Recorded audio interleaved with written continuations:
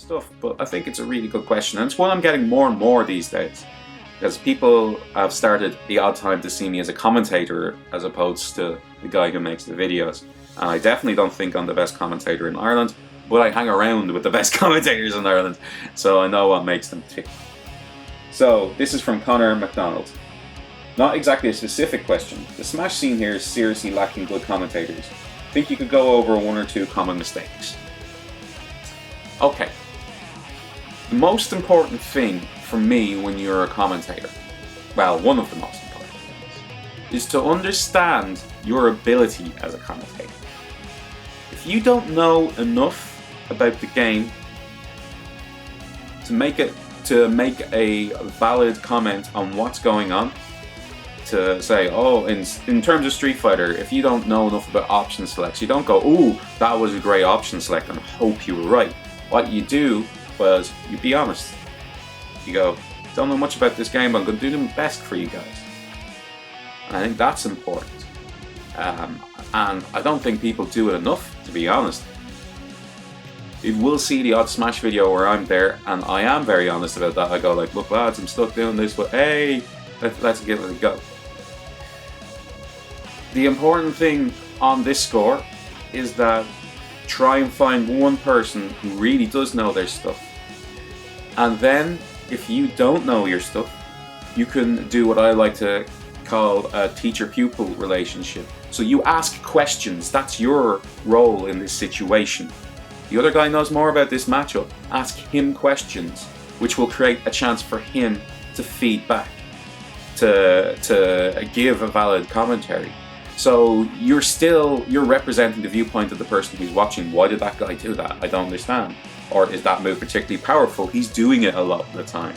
It's like, what happened there? Was that reactions, or is it some kind of technology from this game that I don't know? These are the type of things that you can do if you don't know much, and that's important. It might be down to the guy streaming or the community to try and find at least one person who does know what he's talking about to get there. But yeah, that's it. Another thing that I see a lot that I really don't like, and I do this myself occasionally, especially when it's been a long day and you're tired, is to talk about yourself and things that have happened to you. It's like, oh, I just got knocked out of the tournament there. It's not your job. That's not your job. People are not listening for that unless you're one of the top players in the community. Okay? Now it's okay to mention it in passing, move on type of thing, but like, there's a match on and you're talking about how you did, it's not good enough. And I do it myself, it's not good enough. That's something that needs to go. Insulting people is, oh my god. And there was an incident recently with this that could have got my channel in a bit of trouble. Don't insult other games. Don't insult other people when you're on a microphone. That stuff will come back to bite you on the arse. And it makes me look unprofessional because it's on my channel. What am I supposed to do? Am I supposed to put something up saying, oh, the views of this commentator do not blah blah blah blah blah? Really? Do we have to go down that route? Stick to the game that's on the screen. Alright? Now, you will see some of the older guys in my community jibing each other over other games that they know they love. That's specifically because there's a relationship there. Okay? And even then, not a massive fan of it. So that's another thing to remember. Other things that you can do in that situation, if there's different personas you want to take when you're doing commentary. So I explained about the teacher-pupil relationship. There's also a relationship that comes from the world of professional wrestling, which works very well, which is color and play-by-play.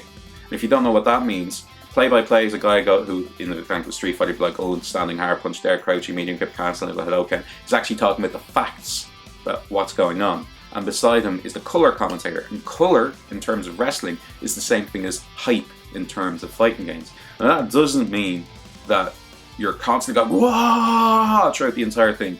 But, you know, talk more about the mindset, what these guys are feeling. Oh, he's under a lot of pressure there. You can see, I think he's about to crack. He's about to break. He's not playing as well as he, you know. So you've got this dynamic of two people who are feeding off each other, and one is very facts oriented, and the other one is giving the emotion and the reasoning behind, you know, like if someone, again, going to go to Street Fighter, does 3 dragon punches, an invincible move with terrible recovery in a row, that's a sign that he's under pressure, that's a sign that he's angry and he's trying to fight back. And these are the kind of things that a colour commentator can talk about. And colour only really works if you have someone to counterbalance it, a straight man. So that's another aspect that you can use, another tip. Like what role am I fulfilling right here, right now, at this moment? The final thing that I often tell people who ask this question is that tournaments, the entire tournament overall, and every tournament that you've had in your scene, they tell a story. They tell a story. Who's the most dominant player? Who threatens him? Who might beat him? Who's been trying for so long to get a win and he's lost over and over and over to this guy? Who recently had a close match with who? Who deserves a win over someone else? Who didn't deserve a win? Who cheated one out? These types of things. And when two guys sit down and you know the story, you know there's a rivalry there, you know that they're old friends, you know that they're old enemies, talk about it. Let the people know. Oh, these two guys, I mean, they see them grand final after grand final, and Aricado has been trying very, very hard to get through EOE's defense. Stuff like that, alright? And that creates a much more interesting story for the viewer, especially if you're talking underdog stuff, because obviously everyone loves the underdog stuff. So I hope you can see what I'm saying here. The idea is that you create the story. Not even that you create the story, that's wrong. The idea is you facilitate the story. You take the story that is already happening and you present it to the viewers. And to me, that's one of the very best things that you can do on commentary. Obviously, this assumes that you know the people that are playing, but you kind of should if you're on commentary. Part of the job.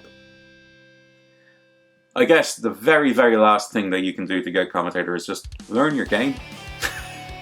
I know it sounds obvious, but learn your game. Listen to other good commentators. Listen to the type of things that they notice that are being done. And go, alright, now when that happens in my tournament, I'm going to notice that and I'm going to commentate that. And this is something that I think not enough people do when they want to be commentators. Like, why is that commentator saying that? The ones that you would really like. How often does he say things like that? Because if you say the same thing over and over, it's not popular. So the important thing is, on this particular aspect, is to really think about why people say the things that they do. Really think about the reasons why people do things that they do in their matches. And that will help you be a better commentator too.